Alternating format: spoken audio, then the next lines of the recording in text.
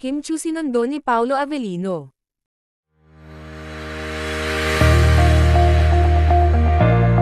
Super busy si Kim Chiu, dahil sa kaliwat ka ng mga endorsement niya. Kahapon nga ay absent itong si Kimi, kung saan bumisita ang kanyang mga co-host ng It's Showtime sa Pampanga kung saan hindi naspotan itong si Kim, dahil nga hindi ito nakasama dahil sa sobrang hectic ng schedule nito. Sa Quezon City, Pampanga, kung saan magbibigay ng saya ang It's Showtime host. Huwag din po natin kalimutan ang mga programang hatid ng ABS-CBN Studios, lalo na ang ating primetime bida lineup.